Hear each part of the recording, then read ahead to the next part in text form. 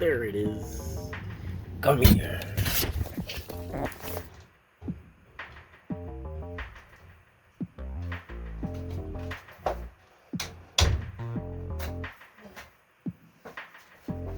I got what I need. I finally found the console that I need to play the original Super Mario Brothers.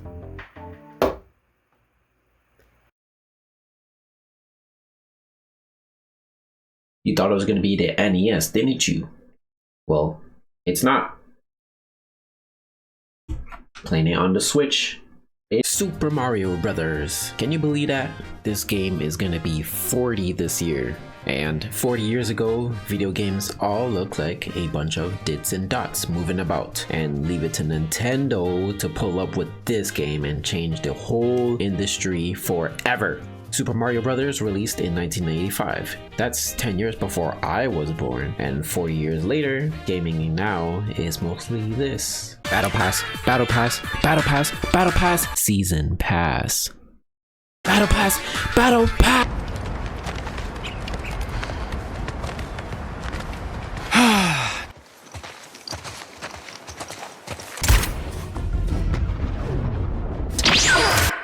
Huh? No, she's dead. She's dead. Ayo, wait, yo. What's going on here? Meanwhile, at Nintendo. Open your eyes.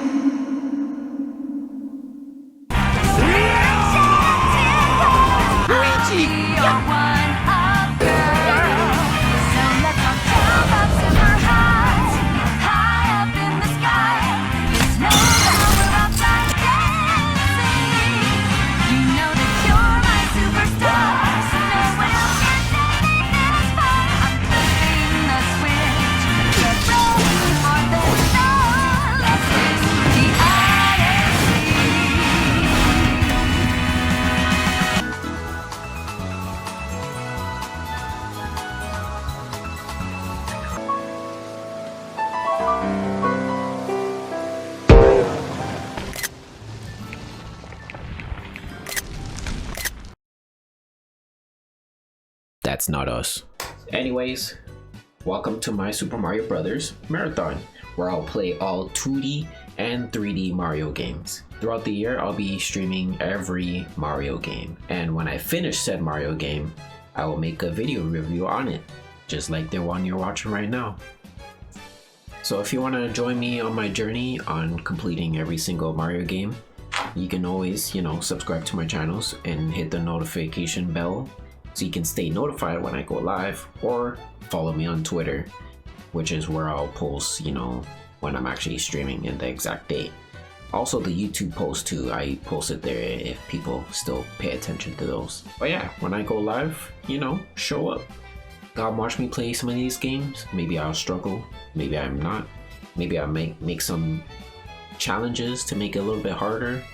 Or who knows, I might even do some giveaways. Got you there, huh, bitch? I bet you finna pull up next stream cause you wanna win. So yeah, please come. What I'm trying to do with these reviews is to keep it short and sweet, not reaching over 15 minutes. 15 minutes is my limit. I got a lot of Mario games to cover, so I can't afford to do a 3-hour analysis on why Super Mario Odyssey is peak. And Switch 2 stuff is happening this year. When that new Mario Kart game drops, you already know I'm no life in that bitch. And don't expect a lot of history lesson stuff. All that is boring to me to try and research articles and interviews or some shit. I don't want to explain Miyamoto's thought process on placing blocks and enemies. That is just not for me. Alright, is that it? Is that the intro?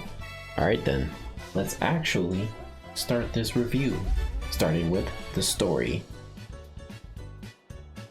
There's no story here. What do you expect? It's Mario. If you don't read the manuals and just jump into the game, you're not gonna know what's going on. You go through 7 castles without finding Peach until you reach the 8th world, and when you find her, that's it, you beat the game. When you do read the manuals, you'll find out what's really going on in this kingdom. You have to travel to 8 castles trying to find Princess Peach, captured by the evil king of the Koopas, Bowser. Bowser is able to conjure a spell onto his minions to create fake Bowsers. He puts a spell on 7 minions and has them guarding 7 other castles, while he sits on the 8th final castle with Princess Peach. Mario can show up to expose the fake Bowsers with his Fire Flower, if he's able to keep his firepower, that is. But if you do, then you'll be exposing Goomba in World 1, Koopa in World 2, Buzzy Beetle in World 3, Spiny in World 4, Lakitu or Lakitu in World 5, Blooper in World 6, and Hammer Bro in World 7. Each Bowser you fight will get harder. As soon as he starts throwing hammers, that's when you know shit is getting real. Simply jumping over that son of a bitch ain't gonna be a breeze no more. The manual also reveals that Bowser had put a spell on Toads, transforming them into bricks, and some Toads are holding special items to help Mario on his adventure, like the mushrooms and Fire Flower that I mentioned before. That's Nintendo's reasoning for finding items in bricks in the first place. Toads are just helping out Mario that are bricks.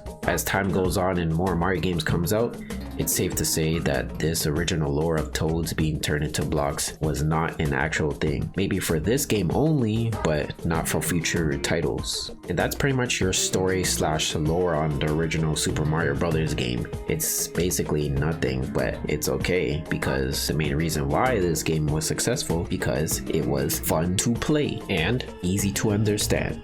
A game could be fun to play, but if it's not easy to understand, then it might be hard for someone to see the fun in it. Exhibit A.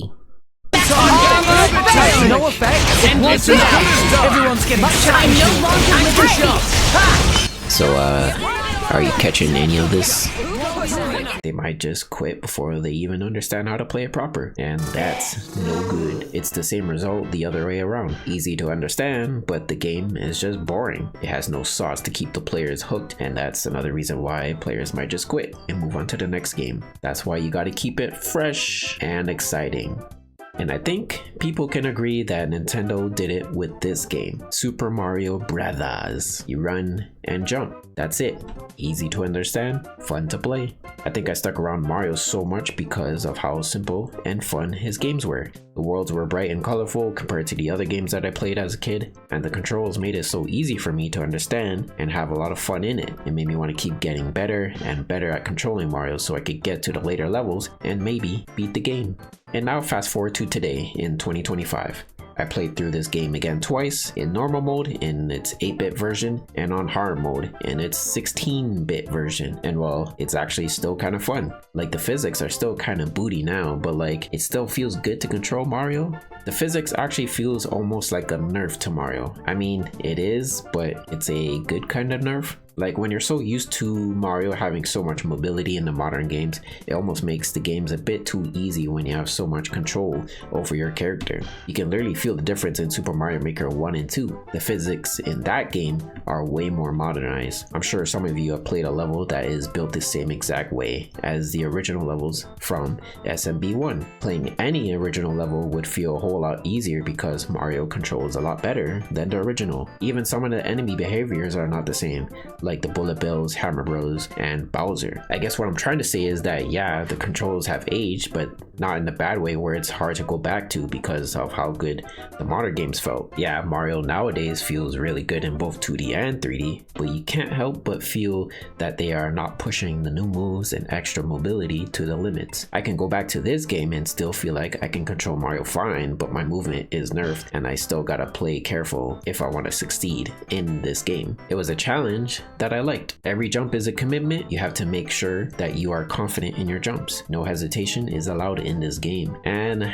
I died a lot. I died 14 times on the normal version, and the death counter went up to 41 in hard mode in the All-Stars version. And that was me using save states too, to start at the beginning of the world, not the whole game. I died a bunch in the 8th world and got a few game overs, but I would always start back at 8-1. That was actually a feature in the All-Stars version, so it helped getting through this game. Even if I didn't have that, I still had the NSO, which allowed you to have save states anyways, and also rewind. But I avoided rewinding for my playthrough because that's just literally cheating, and I don't want to cheat for any of my playthroughs throughout this marathon. I only made save states at the beginning of each world because I didn't want to start over from the very beginning each time.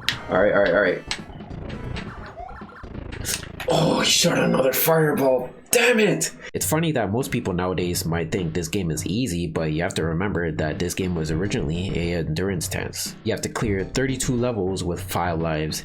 I think it's 5 or 3, I don't know. No memory card, so if you reach the last level and you get a game over, you're starting over all the way back in 1-1. But all is good because the devs created warp pipes that skip worlds.